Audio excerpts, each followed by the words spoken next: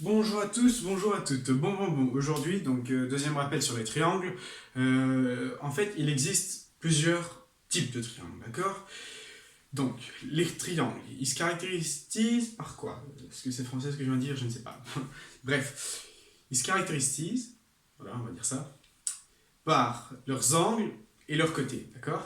Et donc, qu'est-ce qu'on peut avoir? Bon, on peut avoir soit trois angles différents, soit deux angles les mêmes et indifférents, soit les trois les mêmes, d'accord? Et pareil pour les côtés, d'accord? Les côtés, on peut avoir trois longueurs différentes, deux de même longueur, et les trois de même longueur, ok? Et bien, toutes ces caractéristiques, elles portent des noms, d'accord? Bon, acutangle, ça va être tous les triangles possédant trois angles aigus, d'accord? Ça va être trois angles aigus. Donc à chaque fois, dans ces trois cases, on aura des angles aigus.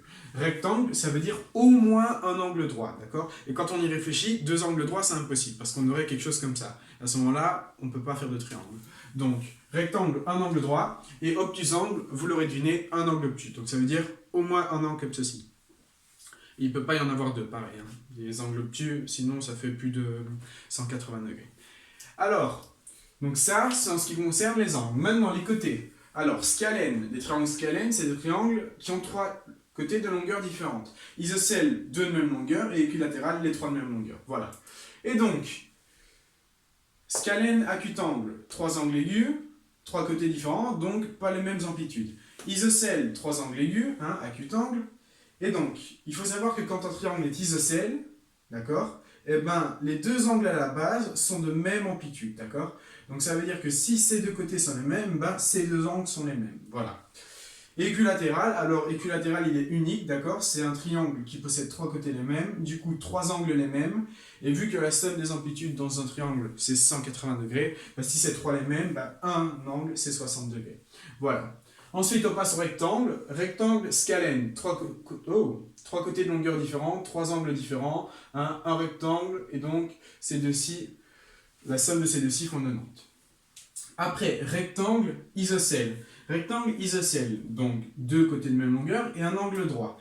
Alors à ce moment-là, si on a deux côtés de même longueur, on sait que les deux angles à la base, ils sont de même amplitude. D'accord? Si celui-là est de 90, et que ces deux-là sont de même amplitude, ben alors c'est des angles de 45 degrés. Voilà.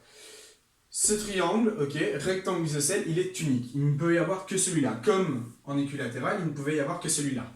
Ça veut dire qu'un rectangle équilatéral, ben c'est impossible parce qu'un équilatéral, il ne peut avoir que celui-ci. On ne peut pas avoir d'autres angles possibles. Un équilatéral aura toujours trois angles de 60 degrés. Du coup, là c'est mort et là c'est mort, on met des barres, ok. Puis après, scalène obtusangle. Trois angles différents, d'amplitude différente, un angle obtus et trois côtés différents.